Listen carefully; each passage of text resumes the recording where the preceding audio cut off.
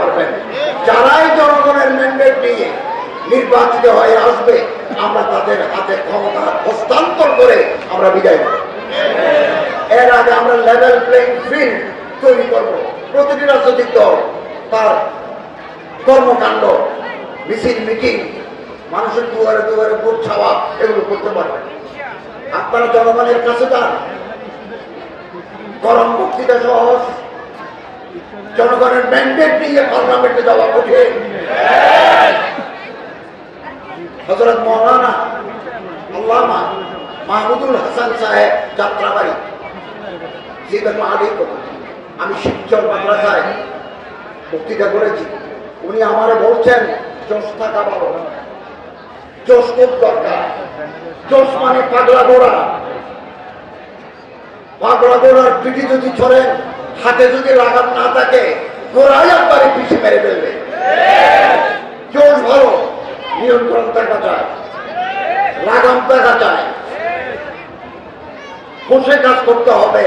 জোশ এবং হোশ যদি আমরা মিলাতে পারি, মুসলমানদের যদি এক করতে পারি, বাংলাদেশের মতন ইতিহাস তৈরি হবে।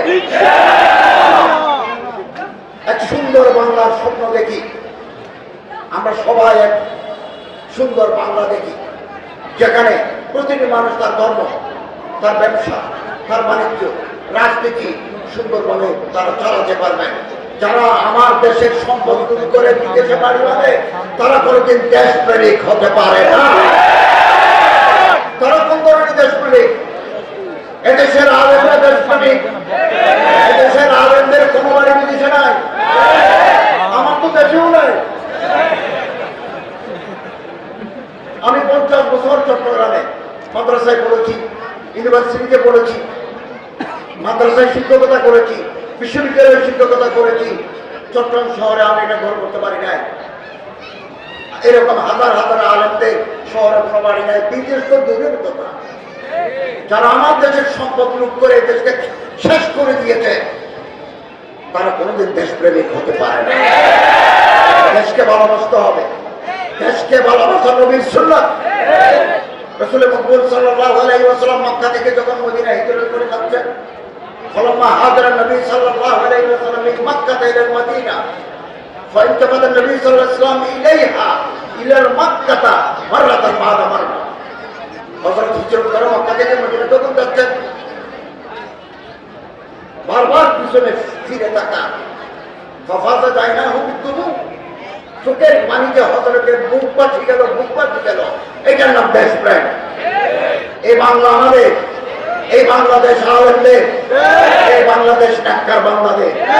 আপনারা যদি ঐক্যবদ্ধ হতে পারেন, জনগণের ম্যান্ডেট দিতে পারেন, নতুন বাংলাদেশ আমরা তৈরি করতে পারি।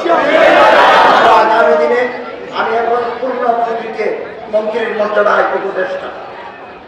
আপনারা তৈরি হন, প্রস্তুতি গ্রহণ করেন, যোগ্যতা অর্জন করেন, জনগণের পাশে দাঁড়ান। আগামী দিনের সংসদ, আগামী দিনের মন্ত্রিসভা আমরা অধিকাংশ আলেম দিয়ে তৈরি করতে চাই। প্রস্তুত থাকুন, প্রস্তুতি গ্রহণ করুন, আমাদের কাজ করতে দিন। আমাদের ভুল ত্রুটি হতে পারে, আমাদের ভুল হলে মাফ করে দিবেন। কোন পরামর্শ থাকলে আমাদের দিবেন। আমি তো আপনাদের ভাই, আপনারা তো আমার ভাই। এক মুসলমান আরেক মুসলমানের আয়নার মতো। আমাদের গভর্নমেন্টে আমার উপদেষ্টাদের ভুল হতে পারে, আপনারা ভুল ইসলাহ করুন। ফেসবুকে দিয়ে ট্রোলবাজি করলে ইসলাহ হয় না, এটা আমাদের সম্মান নষ্ট হয়, আপনার সম্মানও অক্ষুণ্ণ থাকবে না। মানুষ আমি যদি বলারা ওবায়দুল কাদের নদীকে ইজ্জত করি, সম্মান করি, কপালে চুমু খাই, উনি আমার কপালে চুমু খাবেন। আসুন না, আমরা কাছাকাছি আসি, ভ্রাতৃত্ববোধ উজ্জীবিত হই। আমি আপনাদের প্রতিনিধি, আমাকে আপনারা শক্তি দেন, আপনারা আমার হাতকে শক্তিশালী করুন। আমার ভুল হতে পারে, আমার বিচ্যুতি হতে পারে, আমার কথার মধ্যে জিয়াদতি থাকতে পারে। আপনারা আমাকে মেসেজ, আমার 6 জন সেক্রেটারি আছে, গভর্নমেন্টের 3 জন, বেসরকারি 3 জন, 6 জন সেক্রেটারি আছে। আমার সচিবালয় বিরাট, আমার মন্ত্রণালয়ে বহু কাজ বাকি আছে। 16 বছরের ঝঞ্ঝাল 1.5 বছরে পরিষ্কার করতে পারবো না। অনেক চেষ্টা করে যাচ্ছি। আমি প্রথম দিন বলেছি আমি ঘুষ খাবো না, আমি কোনো দুর্নীতি করবো না, এবং আমার মন্ত্রণালয়কে, ইসলামিক ফাউন্ডেশনকে, ওয়াকফ প্রশাসনকে যতটুকু পারি, আপনি সারা অঙ্গে ব্যথা ওষুধ দিবেন কোথায়, তারপর আমরা চেষ্টা করে যাচ্ছি, আমরা ইনিশিয়েট করে যাচ্ছি, আমরা শুরু করে যাচ্ছি। কেবল আপনাদের দোয়া দরকার, পরামর্শ দরকার, আল্লাহ তাআলার রহমতে রাহি দরকার। দোয়া করুন আমরা একটা সুন্দর বাংলা, বৈষম্যহীন বাংলা আমরা যে স্বপ্ন দেখি। নারায়ণগঞ্জের মানুষ প্রতি আমাদের অগাধ আস্থা, এটা এরমের জায়গা, এবং ওলামায়ে কেরাম সব সময় জনগণের পাশে ছিল, আগামী দিনেও থাকবে। আমরা দেখেছি কোভিড-19 যখন আসলো, বাবা মারা গেলে ছেলে বাবার লাশ ধরে নাই, সেই সময় আলেমরা, মাদ্রাসার ছাত্ররা এগুলোকে তাজহিজ, তাকফিন করে দাফনের তকফিনের ব্যবস্থা করেছেন। রোহিঙ্গা যখন আসলো 8 লক্ষ, এদেশের মানুষরা, নারায়ণগঞ্জের মানুষ, ঢাকার মানুষ, রাজশাহীর মানুষ, নাটোরের মানুষ, দিনাজপুরের মানুষ ট্রাকে ট্রাকে খাবার নিয়ে কক্সবাজার, এই বন্যা হয়ে গেল। আমি বেসরকারি মুখাইদের হজরাত, বেসরকারি সেবা সংস্থার মাধ্যমে এই ফেনীতে, নোয়াখালীতে, কুমিল্লায়, লক্ষ্মীপুরে ত্রাণ দিয়েছি। সব জায়গায় ওলামা, সব জায়গায় আলেম। এদেশে যখন কোনো দুর্যোগ, কোনো দুর্বিপাক, কোনো বিপদ আসে, আর আমরা প্রথমে মাঠে নামাই। ইসলামের বিরুদ্ধে যখন কোনো আওয়াজ উঠে, কোনো বাতিল মাথাচাড়া দিয়ে উঠে, আর আমরা ময়দানে, আর আমরা রক্ত দেয়, আর আমরা শ্রম দেয়। এই ঐতিহ্য আমাদের লালন করতে হয়।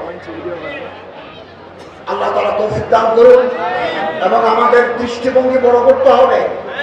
ছোট মন নিয়ে বড় কাজ পায় না। আপনি একটা প্রতিষ্ঠান চালান, এটা আপনার প্রতিষ্ঠান, আমরা রাষ্ট্র চালাই। আমাদের দায়ের কাজ, আমাদের পরিধি বড়, সারা বাংলাদেশ আমাদের আন্ডারে। হিন্দু, বৌদ্ধ, খ্রিস্টান, মুসলমান, এগুলো নিয়ে আমাদের কাজ করতে হয়। আমি ধর্মমন্ত্রী, সব ধর্মের মানুষের, মুসলমান, হিন্দু, বৌদ্ধ, খ্রিস্টান, সবার দেখভাল, সবার নিরাপত্তা দেওয়ার দায়িত্ব গভর্নমেন্টের। আমরা এই দায়িত্ব পালন করে যাচ্ছি। প্রতি মুহূর্তে ফোন আসে, কোথায় কি হইল, কি খবর, এগুলো জানার জন্য প্রতি মুহূর্তে, মিনিটে মিনিটে খবর আসছে। অতএব আমি বলি, আসুন অন্তরকে বড় করি, দৃষ্টিভঙ্গিকে বড় করি। আল্লামা ইকবাল বলেন, দুনিয়া और भी है आसमां और भी सितारों के आगे जहां और भी। সোনার গাছ পৃথিবী নয়, বাংলাদেশ পৃথিবী নয়, এই পৃথিবীর বাইরেও আর পৃথিবী আছে। ওই যে তারা দেখা যায়, তারার পিছনেও জগৎ আছে। দুনিয়া और भी है आसमां और भी सितारों के आगे जहां और भी। ছোটখাটো দোষগুলো মাফ করে দিই, বৃহত্তর স্বার্থ দেখি। আমরা আগ্নেয়গিরির উপর বসে আছি, আমরা যদি কোনো কারণে ব্যর্থ হই, এই দেশে অন্ধকার নেমে আসবে, রাস্তা দিয়ে হাঁটতে পারবেন না। আমাদের হাতকে শক্তিশালী করুন। আমরা একটা নির্বাচন দিয়ে জনগণের ম্যান্ডেট প্রাপ্ত দলের হাতে আমরা হস্তান্তর করবো। এই কাজটা আমাদের করতে দেন, সমালোচনা করবেন, তবে সেটা ডেরোগেটরি নয়, তখরিবি নয়, তামিরি হওয়ার প্রয়োজন। আল্লামা ইকবাল रहमतुल्लाह अलैह বলেন, शीशा टूट जाती है पत्थर की चोट से, ऐसे शीशा तलाश कर जिससे पत्थर टूट जाए। পাথর যদি মারি দেন, গ্লাস ভাঙি যায়, আয়না ভাঙি যায়। এমন আয়না তলাশ করো যে আয়নার বাড়ি দিলে পাথর ভাঙি যায়। আমি গত সপ্তাহে সৌদি আরব ছিলাম, তাইফ গেছি। সৌদি আরবে মাননীয় হজ মন্ত্রী সাথে দেখা করেছে। আমরা কিছু গিফট দিয়েছি, উনি আমাদের কিছু গিফট দিয়েছেন। আমাকে যেটা গিফট দিয়েছেন সেটা আমার মাথার উপরে, সেটা হচ্ছে কাবা শরীফের গিলাফ, যিনি আমাকে দিয়েছেন। আমিও বাংলাদেশের একটা গিফট ওনাকে দিয়েছি। এবং তাইফ গেছি, তাইফের একটা রেস্টুরেন্টে আমি যখন হাঁটছি, গ্লাসের উপর নিচে দেখলে অনেক নিচে পাহাড়, পাহাড়ি গাছ, খুব উঁচু, খুব পুরু, গ্লাস নিচে দেখা যায়। মানুষ হাঁটতেছে, আমরা সবাই হাঁটতেছি, ভাঙবে না, কারণ ওটা শক্ত শীর্ষা, শক্ত পাথর। তো ऐसे शीशा तलाश कर जिससे पत्थर टूट जाए, अगर मिल जाए तुझे दरिया तो समंदर तलाश कर। সাগর যদি পাও মহাসাগর তালাশ করো। মৌলানা ওবায়দুর রহমান খান নদভী, ওবায়দুল কাদের নদভী, জিজ্ঞাসা আলাইকুম, বহু বছর যাবত এই এলাকায় মাদ্রাসা প্রতিষ্ঠা করে, আরো বিভিন্ন প্রতিষ্ঠান করে তিনি ওই শেখ শরফুদ্দিন আবত আমার সেই লিগেসি তিনি এখানে বাতি জ্বালিয়ে রাখছেন। এই বাতি আমাদের জ্বালিয়ে রাখতে হবে এবং আপনারা সবাই আমাদের সহযোগিতা করবেন। আরো যত মাদ্রাসা আছে আশেপাশে সবগুলো সহযোগিতা করবেন, বাতি যেন না নিবে। এবং বেয়াদবি, আমাদের ছাত্ররা, আমাদের ভাইয়েরা যেন বেয়াদবি করতে না পারে।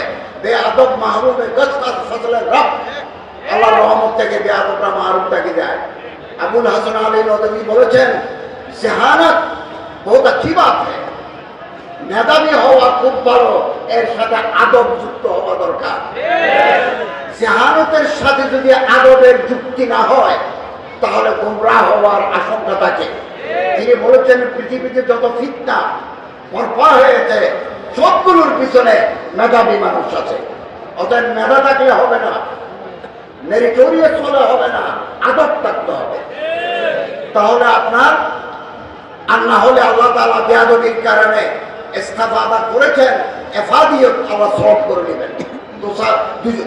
মানুষকে আপনার ফায়দা দিতে পারবেন না, সবগুলো আল্লাহ।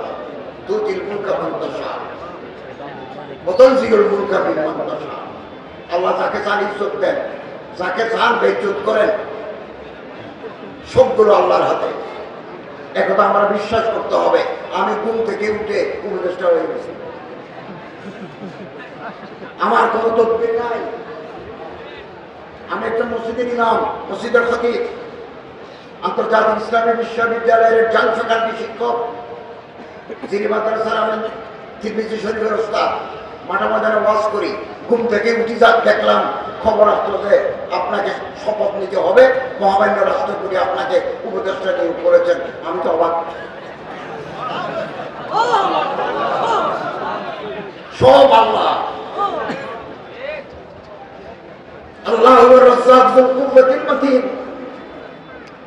অতএব আমি এই দায়িত্ব কারো কাছ থেকে তদবির করে নি নাই, আল্লাহ আমার দিয়েছেন, আল্লাহর সাহিত্য আমার সাথে আছে।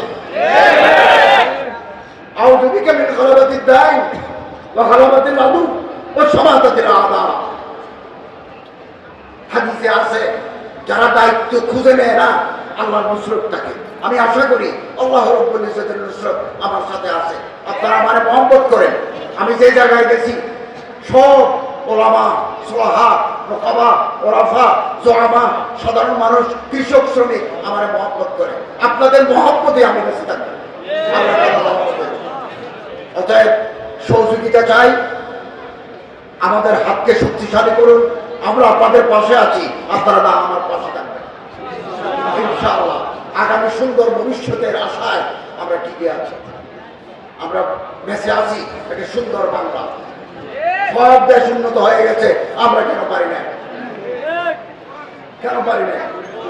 কেন আমাদের ভিতরে ক্ষমতায় গেলে টাকা বানানোর লোক কেন? কটা বাড়ি লাগে, কয় কোটি টাকা লাগে এই দেশে? বত্তরিন মানসা। আমরা এই চেহারা পাল্টাতে চাই আগামী দিনে। আপনারা আসুন, আমরা তৈরি আছি।